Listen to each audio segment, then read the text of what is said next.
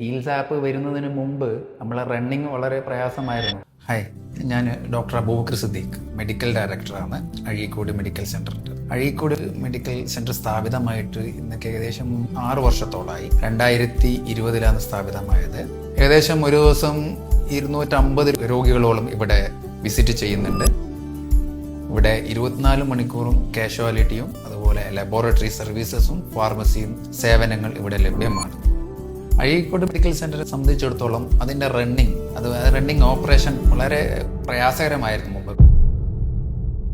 കാരണം അതിൻ്റെ financial movement, അതുപോലെ പേഷ്യൻസിനെ ബുക്ക് ചെയ്യുക, പേഷ്യൻസിൻ്റെ വൈറ്റൽസ് ഒക്കെ ചെക്ക് ചെയ്യുന്നതിൻ്റെയും അതിനെ രേഖപ്പെടുത്തുന്നതിനെ കുറിച്ചിട്ടും കുറച്ച് പ്രയാസം ഉണ്ടായിരുന്നു. ലാബിലാണെങ്കിൽ അതിൻ്റെ ഡേറ്റ് അനുസരിച്ച് റിപ്പോർട്ട് കൊടുക്കാനും ഡിലേ ഉള്ള റിപ്പോർട്ടുകൾ നോക്കാനും അതിൻ്റെ പേയ്മെൻറ്റും കാര്യങ്ങളും, മരുന്നുകളിലാണെങ്കിലും ഓൾഡ് സ്റ്റോക്ക് അതുപോലെ മൂവ്മെൻ്റ് ഇല്ലാത്ത സ്റ്റോക്കുകൾ, ഡെഡ് സ്റ്റോക്കുകൾ വേർതിരിച്ചെടുക്കാനും ഒക്കെ പ്രയാസങ്ങളുണ്ടായിരുന്നു. പക്ഷെ ഇപ്പോഴ് ഓരോ കാര്യത്തിലാണെങ്കിലും വളരെ സ്മൂത്തായിട്ടാണ് ഹീൽസ് ആപ്പ് വഴി നമ്മൾക്ക് മുന്നോട്ട് പോകാൻ പറ്റുന്നത്.